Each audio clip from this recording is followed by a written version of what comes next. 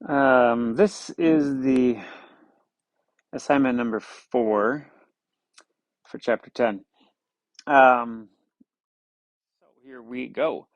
The first one is talking about cholesterol and cholesterol levels in the blood for different aged men. So we have 24 to 30, 20 to 34 year olds, and then we have 14-year-olds.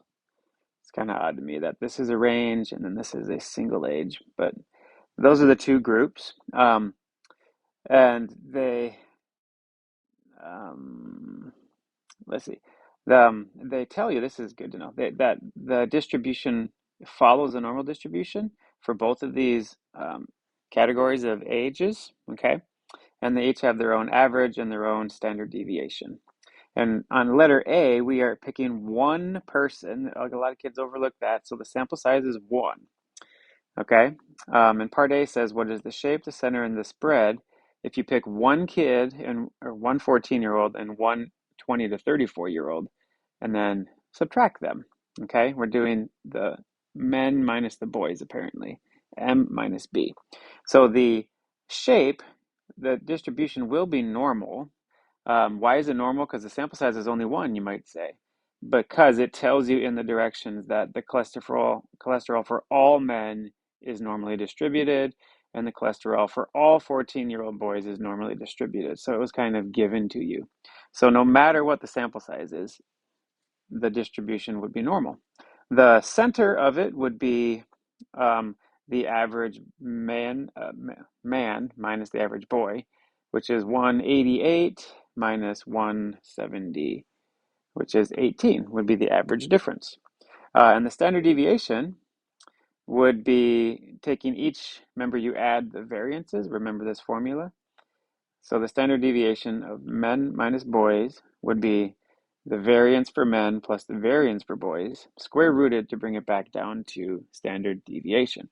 Notice I'm not dividing these numbers. Maybe you're thinking, wait, Feig, where's, 41 squared? Why aren't I dividing by n?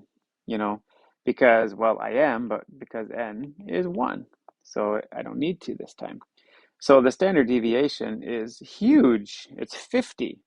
So I have a normal curve centered at 18.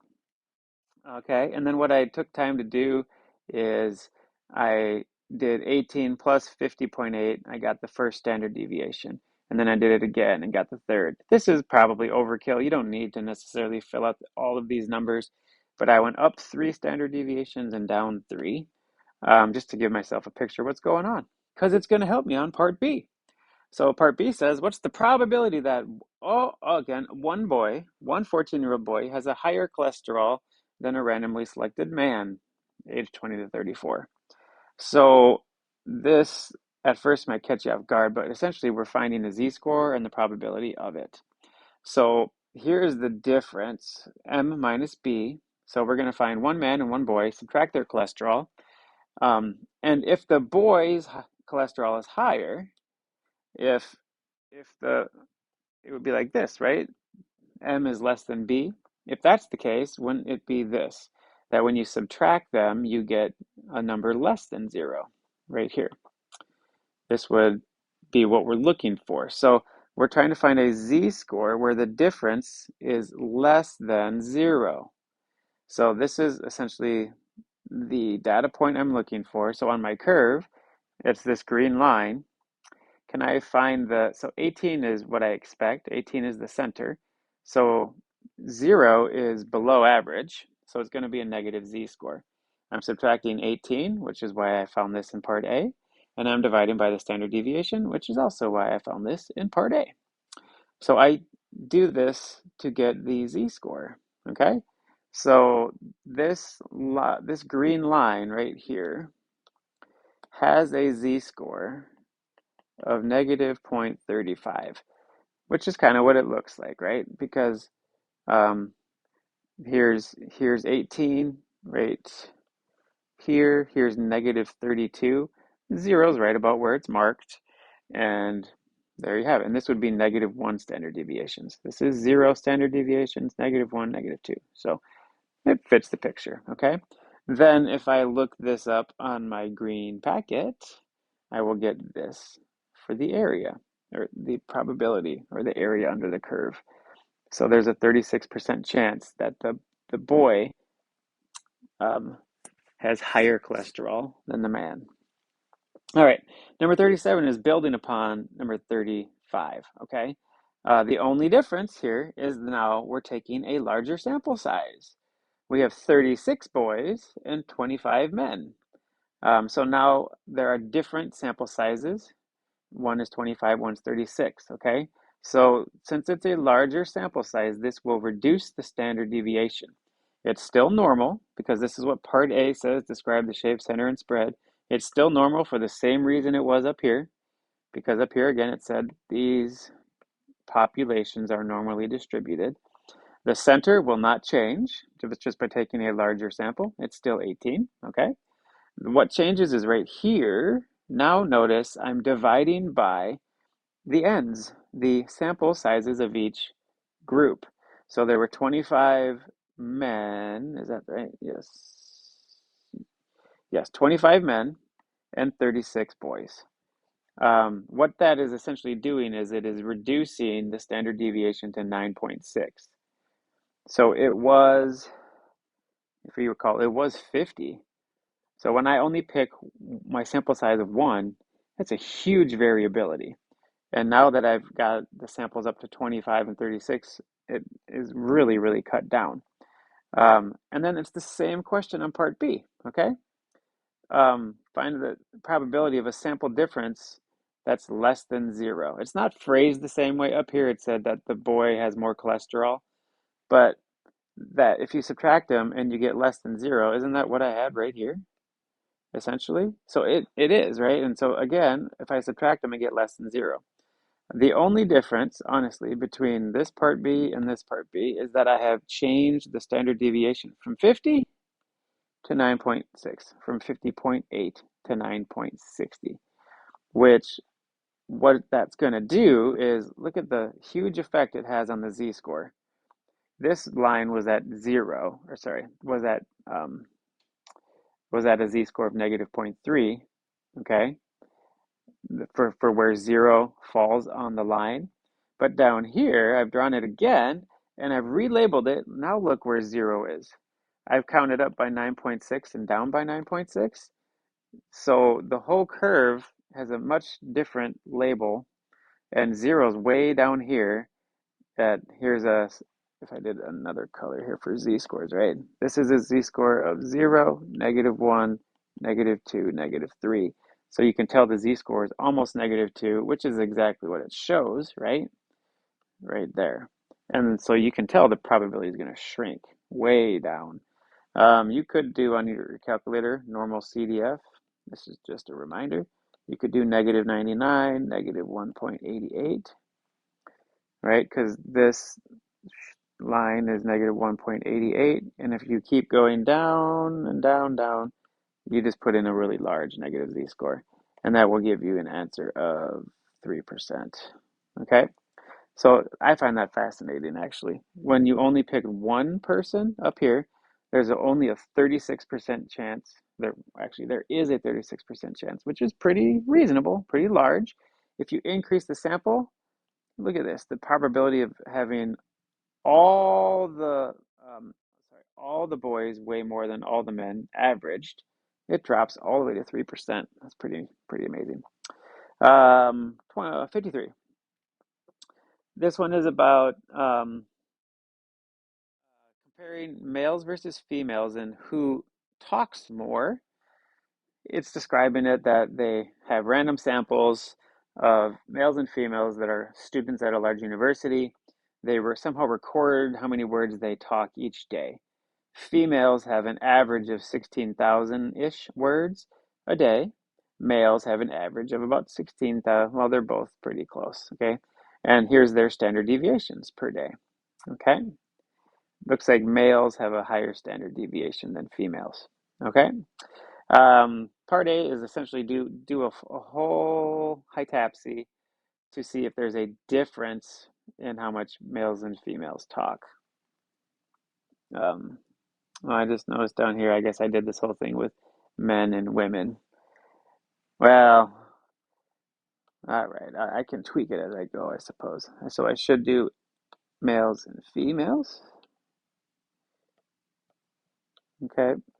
Um, so the null, well, so there's my parameters, right? UM is the mean number of words spoken by a man. I should say a male and a female. Okay. Um, and so I'm just defining what I'm actually using. Okay. The null is that there is no difference, that if you subtract them, you get zero, that the males and females speak the same amount. Then the word is there evidence of a difference? So that suggests a two-sided test, okay? A two-sample t-test for the difference, males minus females. It was random, it says up there. Large counts is satisfied because each group was 56, which is big enough. And then independence, we're good to go. Um, they're both the same sample size. If you multiply by 10, 560, that would be less than the population of all male, female students. This is a large university like the U of M or something. Then you show your work to get the t-score. Okay. I can show you where these came from. This is, oh, did I subtract backwards? I think I may have. I'm looking at this thinking I just flip-flopped this. That's females, right? And then this is males. So what I've done here is I've done females minus males. So I would just go whoop, whoop, whoop, whoop. I'm switching this. I got females minus males, which is somewhat arbitrary, I suppose, right? Okay. And then again, I did the standard deviation for females here and the standard deviation for males there. So you only fill this out for an FRQ. Otherwise, I would just do the button on the calculator, okay, to get the test statistic, which is this number right here. It's similar to your z-score, okay, which the calculator will also spit out your p-value. Make sure you do a two-sided or this will be cut in half. Okay, and then p is much, much bigger than any alpha. It's practically 80%. Alpha is usually 5%. We will not reject the null. The data does not support the claim that males and females speak a different number of words each day. Okay. Part B, this is great because we need practice on this. The last test, a lot of us could use a touch up on this. Interpret the p-value. So what does this 80% mean? So I kind of drew the picture here with the curve, right? If males and females speak the same number of words, well, then it's centered at 0. If that's true, then we have about an 80% chance of collecting a random sample with results with a difference like ours, with results like this, okay? So the statistic we got was the negative one, right? But since it's two-sided, we got to take into account the left and the right. So the probability of getting a sample with results like this is 80%, which is really, really, really likely. So it does not make me doubt or question the null hypothesis at all. Multiple choice questions. Number 67 says, a major reason two-sample T procedures are widely used is that they are robust. Robust. This means that. Let me talk them through. A is wrong. It says T procedures do not require that we know the standard deviation of the populations. Um, well, that's not why they're robust, okay? Um, as I read this, I'm going to erase false. Um, the, that's not what makes them robust. S of x is very, very close to sigma of x. So this is not going to make a significant difference. So it's not going to all of a sudden mean it's not robust. B is that it says T procedures work even when it's not random, not normal, or not independent. That's not true, okay? They don't work if those things are violated. C says the T procedures compare population means, a comparison that answers many practical questions. They're trying to suggest that, well, because these are all practical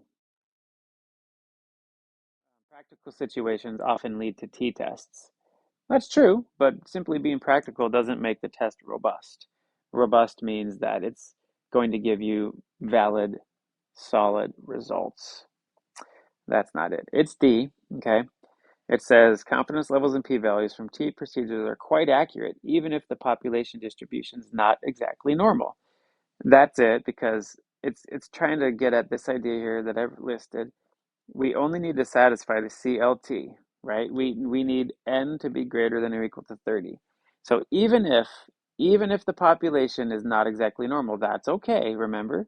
Because I'm taking samples from it and like average finding the average. So here, if I had a skewed distribution, right? This distribution has an average. It has a mu. If I take a sample of like, 30, 40 people or whatever, some of them are going to be right on the green line. Some are going to be above it and below it. You might get one that pulls a little bit out here because of the skew. But if I keep doing this, the dots are going to be clumped around the average because that's what they're estimating. And if I get above 30, sample size of 30, these red dots will be approximately normal. That's the CLT. As the sample increases, the T stars in the table B, they approach the values of Z stars. In other words, as T gets bigger, this red curve becomes more and more normal, okay? Even if the green one is skewed, okay? E is not it because it says um, they're quite accurate even if there's outliers and strong skewness. There can be outliers, but only if greater than 30 has been met. If there's outliers and the sample size is small, this is a problem. So it's not E. 68, um, you got some fish. They're testing two methods for measuring the concentration of a pollutant in fish. Um, what did they do though? They applied both methods to a random sample of 18 carp. Carp's a type of fish. Each fish received both treatments, okay? Which is huge. So that's like a match pairs. So that is why it's A. It's a paired t-test. You can eliminate B and D because of what I wrote there. This is in a concentration. This is an amount of pollutant. It's not a proportion. So you could at least eliminate B and D. So the most common wrong answer would probably be C, but it's A because each fish is being matched up and compared to itself. Like they're getting both treatments. Two more. This is a study about road rage. Uh, do men or women have more road rage? Well, I have an opinion on this, but I'll keep it to myself. Um, they were given a score out of 0 to 20. Okay. It says we suspect men are more prone to road rage than women. Okay. So this is what they suspect, that the men's number will be greater than the women's number, right? So if you did men minus women, it would be positive because the men's number is larger. So that is A. Again, you could eliminate D and E because we never, ever, ever use X bar in a null or an alternative hypothesis. 70. This one's awesome. It gives you the test statistic right here, 3.18, and it's for this up here, for the road rage, okay? And it asks you what the p-value is. It's like, whoa, wait a minute. We don't have the data. So I can't put it in my calculator. So we have to use table B. We're being forced to use it. And in table B, I'm going to do degrees of freedom, okay, which is, I'm taking the 523 because there were two different sample sizes, but I take the more conservative one, which is the smaller one. Subtract one, I get 522. And you're going to look on your table B. I'll show you in a minute. 522 is not there. Remember, you go up the table. The next one up is actually 100. So that's what we're going to use. We're going to look up 100 and 3.18, and we're going to see where they cross, and that's the number that we're going to use. All right, so here's my tables. This is my table B, right? And here's what I was saying. On the side is degrees of freedom. There is no 522. So I have to go to this row, okay? And then I'm seeing, what was my test statistic again? It was 3.18. So where does 3.18 fall? Remember, it's going to fall in between two numbers. It looks to me like I'm way over here. 3.18 is between these two, right? So then I'm going to track both of these up and find my p-value. Way up here at the top, it's between these two, 0.001 and 0.0005, and that leads you straight to your answer that I have right there. All right, that's it, folks.